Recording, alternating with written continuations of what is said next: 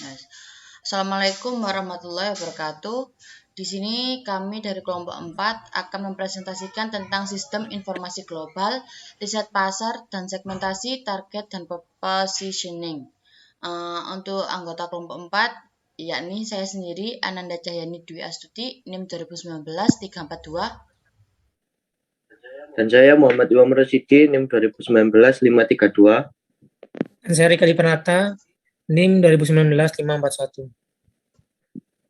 Untuk yang pertama, sistem informasi global dan pasar riset.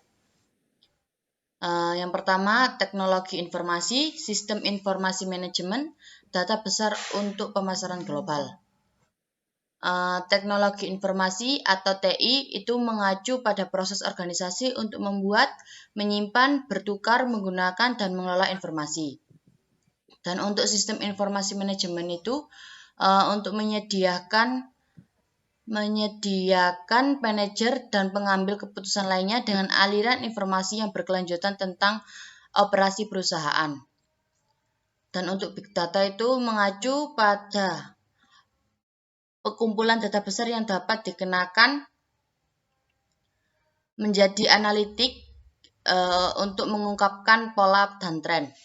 Contoh kasusnya itu pelopor streaming video Netflix yang mengumpulkan lebih dari 10 miliar peringkat film dari pelanggan.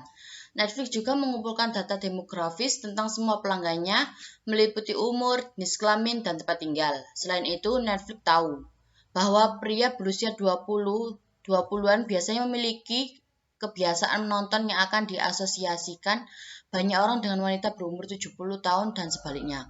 Manajer Netflix sendiri harus menentukan cara menggunakan peringkat dalam hubungannya dengan demografi informasi dan data penayangan sehingga pelanggan baru dapat menikmati pengalaman penemuan konten yang lebih baik.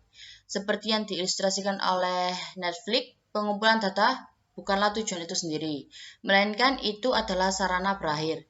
Dihadapkan dengan segunung data yang mencakup konten buatan pengguna, seringkali dari berbagai sumber, pemasar harus dapat menentukan mana yang penting dan mana yang tidak.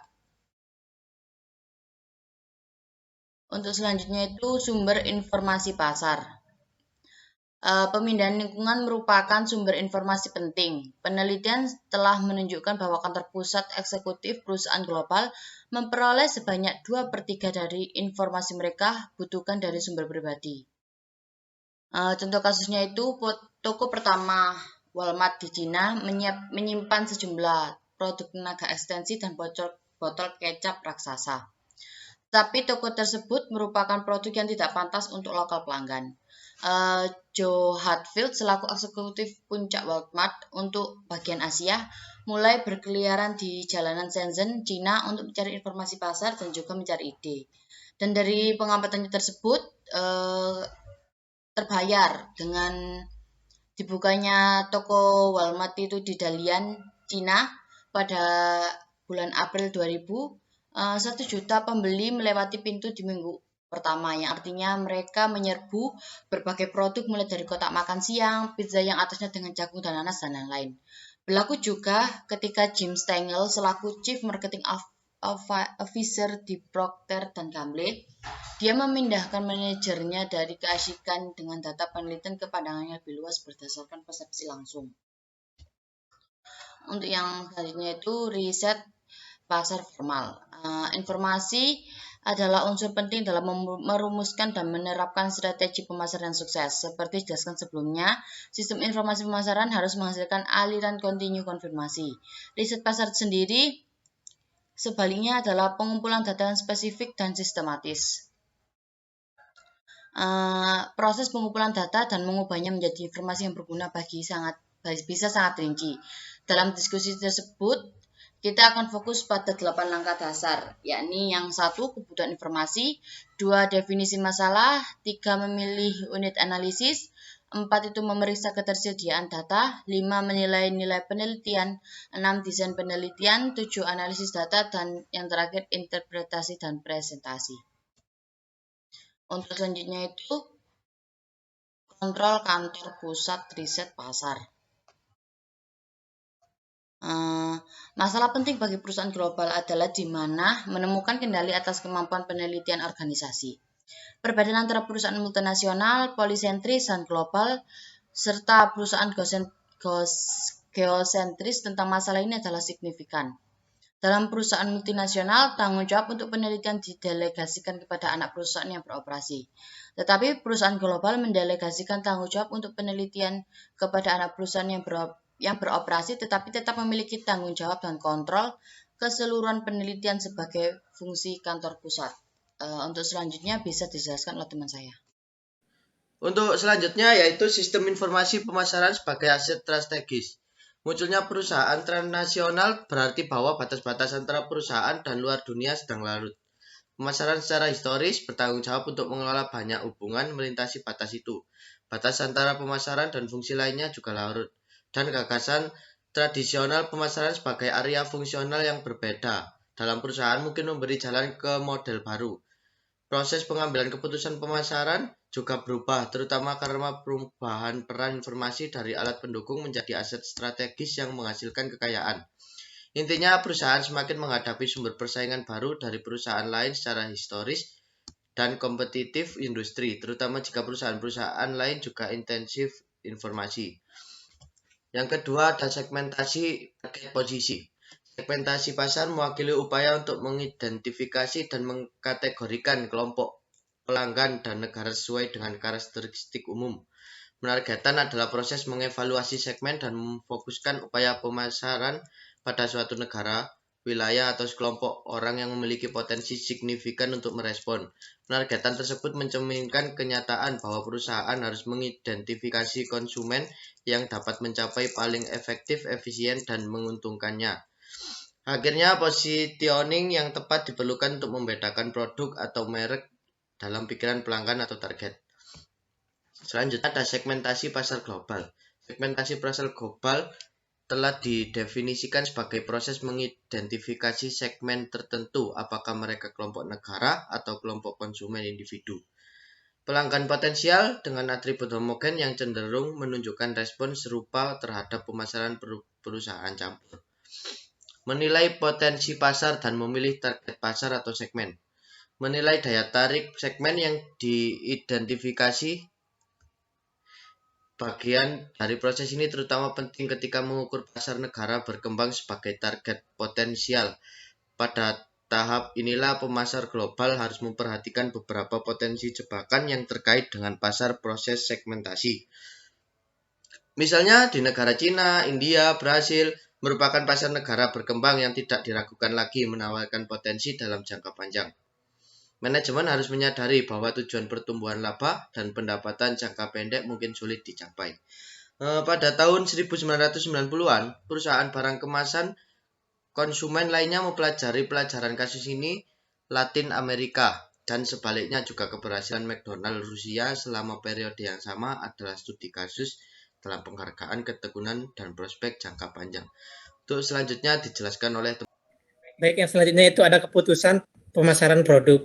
Langkah selanjutnya dalam menilai segmen pasar adalah tinjauan perusahaan terhadap produk saat ini dan potensial. Penawaran dalam hal kesesuaian mereka untuk pasar negara atau segmen. Penilaian ini dapat dilakukan dengan membuat kisi pasar produk yang memetakan pasar dari baris horizontal pada spec heads dan produk sebagai kolom vertikal. Setiap sel mewakili kemungkinan persimpangan produk dan segmen pasar. Untuk contoh kasusnya yaitu Toyota meluncurkan merek Lexus di 1989 dengan dua model sedan.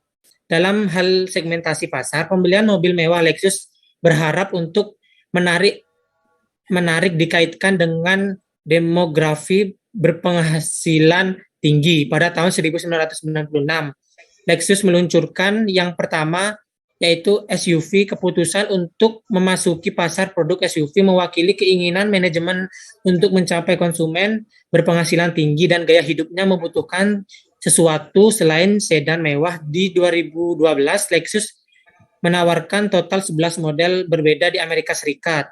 Ini termasuk kendaraan utilitas mewah LX 470 teratas sedang mewah dan LS 430, dan pada level awal seri IS kendaraan Lexus dipasarkan di lebih dari 60 negara. Amerika Serikat adalah nomor 1 pasar ironisnya. Di Jepang, kendaraan tersebut dijual selama bertahun-tahun di bawah papan nama Toyota. Garis diluncurkan kembali di bawah merek Lexus pada tahun 2005. Next. Selanjutnya ada penargetan dan opsi strategi pasar sasaran. Setelah mengevaluasi segmen yang diidentifikasi dalam hal 3 kriteria yang disajikan, ukuran segmen dan tingkat pertumbuhan, potensial persaingan, dan kelayakan keputusan dibuat apakah akan mengejar peluang tertentu. Tidak mengherankan, dalam pemasaran global, satu keputusan mendasar kekhawatiran yang negara atau pasar regional untuk masuk.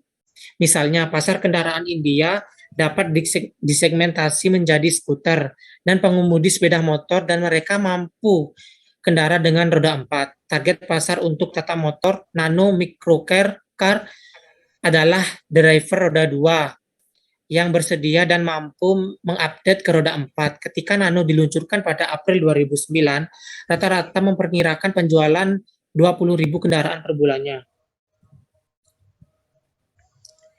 Yang terakhir di sini ada posisi. Istilah positioning dikaitkan dengan pakar pemasaran Al Ries dan Jack Straut yang pertama kali diperkenalkannya dalam artikel tahun 1969 yang diterbitkan di majalah pemasaran industri.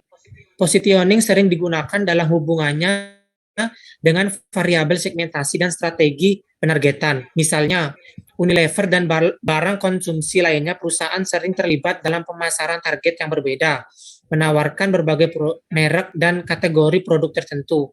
Berbagai merek deterjen Unilever mencakup, yaitu ada Vicks, Sharp, dan Persil, masing-masing diposisikan sedikit berbeda. Dalam beberapa kasus ekstensi populer merek juga dapat diposisikan dengan cara yang berbeda.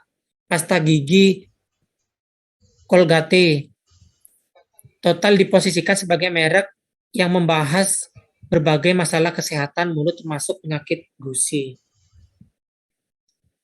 Sekian presentasi dari kelompok kami. Apabila ada salah kata mohon dimaafkan. Kurang lebihnya wassalamualaikum warahmatullahi wabarakatuh.